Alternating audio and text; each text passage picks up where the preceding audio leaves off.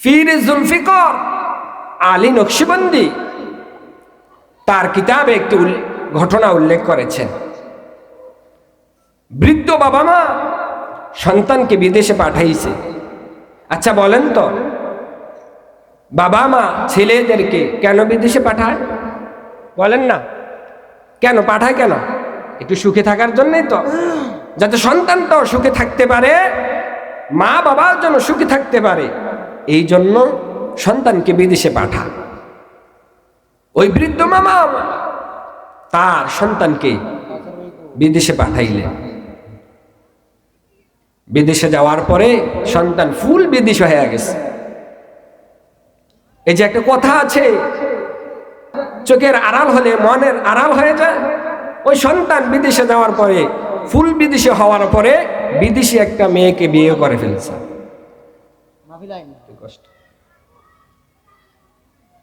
মেয়েকে বিবাহ করেছে, করার পরে দেশে তো বৃদ্ধ মা বাবা আছে, সে আস্তে আস্তে করে দেশের মা বাবার কথা ভুলে গেছে।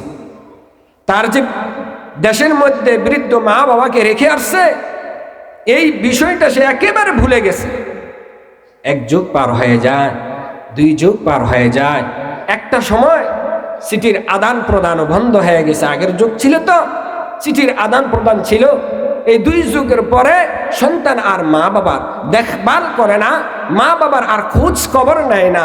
আস্তে আস্তে দেশের মায়াও ভুলে গেছে, মা বাবার মাও ভুলে গেছে। আর এইদিকে বৃদ্ধ মা বাবা বার্ধক্য অবস্থায় পৌঁছে, তার বাবা এমন অসুস্থতা হয়েছে, তার চিকিৎসার জন্য তার মা তার বিটা বাড়ি বিক্রি করে দিয়েছে। বিটা বাড়ি বিক্রি করার পরও বাবাকে বাঁচাতে পারে, বাবা ইন্তেকাল করেছে। কি করব বৃদ্ধ মা? দুই যুগ আগে সন্তান হারালেন, এখন কোনো দেখভাল করে না সন্তান। স্বামী হারা হয়ে বিধবা হলেন, নিজের বিটা বিক্রি করে অন্যের বিটা উঠলেন।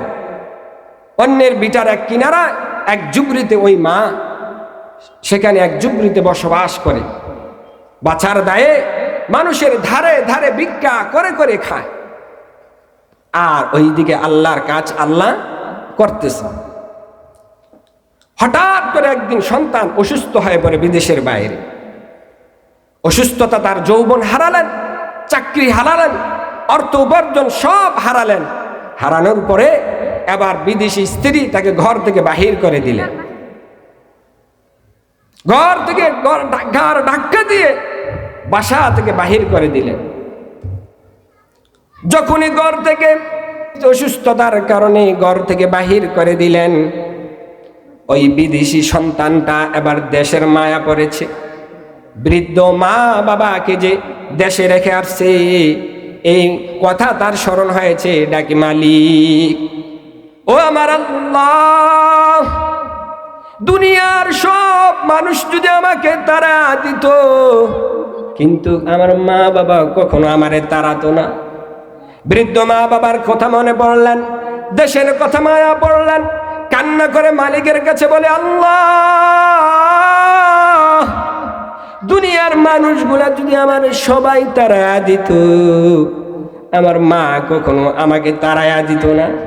সন্তান বিদেশ থেকে দেশে আসলেন, আসার পরে তার বিঠা বাড়িতে উঠলেন। ওঠার পরে দেখে ঘর নাই, বাড়ি নাই, দুয়ার নাই, কোনো কিছু নাই। ওই বিঠা বাড়ির মধ্যে একটি বাগান তৈরি করে রেখেছে, যেই বাগানের মধ্যে একজন মালি দেখা যায় কাজ করতেছে। ডাকলেন, ও ভাই, এদিকে আসেন, আপনি কি বাগানের কি হন? ওই বাগানের মালি কর্মচারী বলে, আমি বাগানের কর্মচারী না, মালি না, আমি এই বাগানের মালিক। কি বলে? আমি এই বাগানের মালিক। আবার সন্তানটাকে, ভাই সত্যি করে বলেন তো, এই বাগান আপনি কিনেছেন না আপনার নিজের? এবার ওই বাগানের মালিক সাহেব বলে, হ্যাঁ, আমি এক বৃদ্ধ মহিলা থেকে কিনেছি। হতভাগা মহিলা তার স্বামীর চিকিৎসার জন্য জীবনের শেষ প্রান্তে এসে আমার কাছে বিটা বাড়ি বিক্রি করেছে। কিন্তু কেমন হতভাগা, কেমন আজব মহিলা, স্বামীর চিকিৎসার জন্য ভিটা বাড়ি বিক্রি করলেন, কিন্তু স্বামীকে বাঁচাতে পারে নাই, স্বামী ইন্তিকাল করেছে। এবার ওই সন্তান তার বাবার মৃত্যুর সংবাদ তার নিজ কানে শুনলেন, কানতে পারে না, কারণ হতভাগা সন্তান।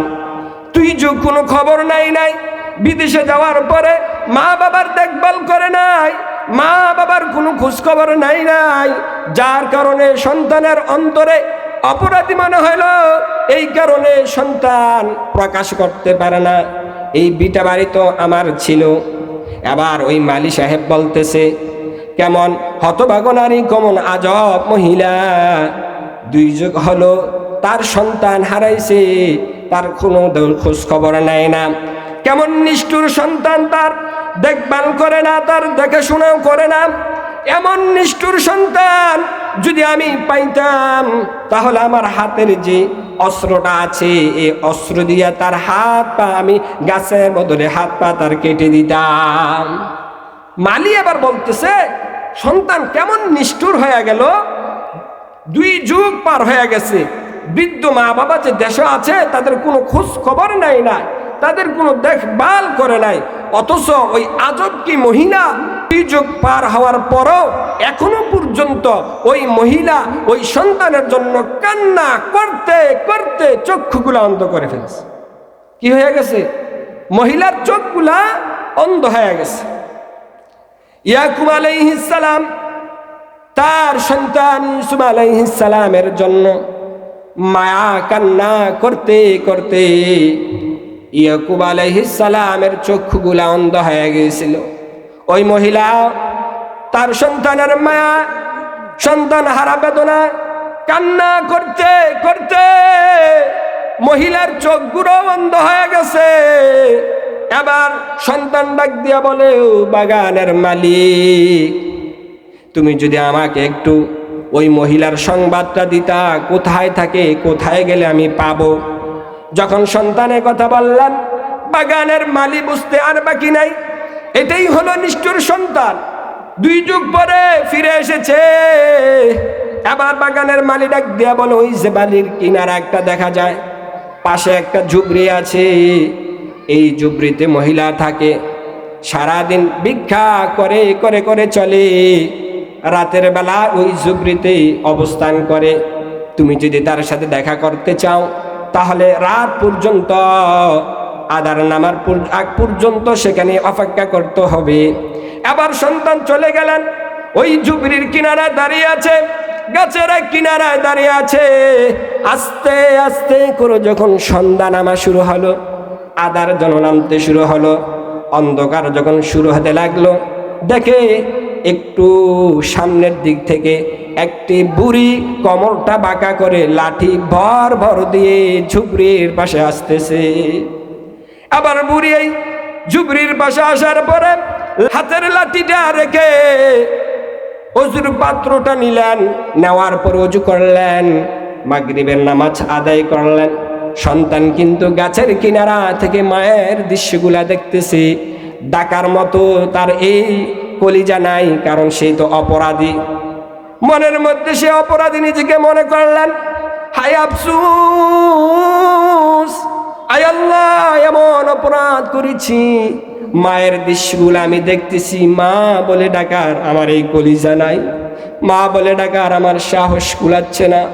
মা মাগরিবের নামাজ পড়লেন, বৃদ্ধ মহিলা চোখে দেখে না, মাগরিবের নামাজটুকু আদায় করলেন। আদায় করার পরে এশা পর্যন্ত মুসল্লায় বসা, এশার আজান হলো, আজান হওয়ার পরে এশার নামাজটুকু আদায় করলেন মা। আদায় করার পরে ওই মা আবার মালিকের কাছে হাত তুলে বলে, আল্লাহ, 2 যুগ আগে সন্তান কেড়ে নিলাম, আমার বুক খালি করলা, স্বামী কেড়ে নিলা, আমাকে বিধবা বানাইলা, নিজের বিঠা কেড়ে নিলা, অন্যের বিঠায় আমাকে তুললা। আল্লাহ, আমার অন্তরে কোনো আফসোস নাই, কোনো দুঃখ নাই, কোনো অভিযোগ নাই রে আল্লাহ। কিন্তু একটাই তোমার কাছে চাওয়া, একটাই তোমার কাছে পাওয়া, আমার জীবনের শেষ প্রান্তে এসে যদি আমার ওই হারানো সন্তানটাকে তুমি একটু ফেরত দিতা। আরশ আজিমের মালিক, তোমার কাছে আমি সন্তানের কামাই খাওয়ার জন্য সন্তান চাই না রে আল্লাহ। প্রয়োজন হলে মানুষের ধারে ধারে ভিক্ষা করে করে আমি আমার সন্তানকে আমি পালন করব। আমি এমন হতভাগা নারী, আমি এমন হতভাগা নারী, জীবনের শেষ প্রান্তে এসে গেছে। আয় আল্লাহ, আমি যদি মরিয়া যাই, আমার লাশটা নিয়ে কবরে নামার মতো আমার কোনো আপন লোক নাই। আয় আল্লাহ, আমার জীবনের শেষ মাটিটা আমার সন্তান দিবে। আমি তোমার কাছে একটাই আবদার, তুমি যদি আমার হারানো সন্তানটাকে ফেরত দিতা। ও আল্লাহ, তুমি যদি আমার এই হারানো সন্তানটাকে ফেরত দিতে আল্লাহ। মা যখন আরশ আজিমের মালিক এভাবে হাত তুলে তুলে কান্না করতেছে, সন্তান গাছের কিরণা থেকে দেখে মা এখনো সন্তানের জন্য আল্লাহর কাছে দোয়া করে। মা বলে, সন্তান ডাকে, মা গো, তোমার সন্তান ফিরে এসেছে, তোমার দোয়া কবুল হয়েছে গো মা, তোমার দোয়া কবুল হয়েছে, তোমার সন্তান ফিরে এসেছে। মা বলে যখন সন্তান ডাক দিছে, মার কলিজাটা ঠান্ডা হয়। মা ডাক দিয়া বলো, আমার সোনার মনি, আয় আয় আমার বুকে আয়। মা সন্তানকে জড়ায়া ধরলেন, চোখে দেখে না, সন্তানের চেহারার মধ্যে মার হাতটা বুলাচ্ছে আর কান্না করতেছে। সন্তানের মধ্যে যে ভালোবাসা, মা বাবার মধ্যে যে ভালোবাসা, এই ভালোবাসা পৃথিবীর কোনো ভালোবাসার সাথে তুলনা করা যায় না।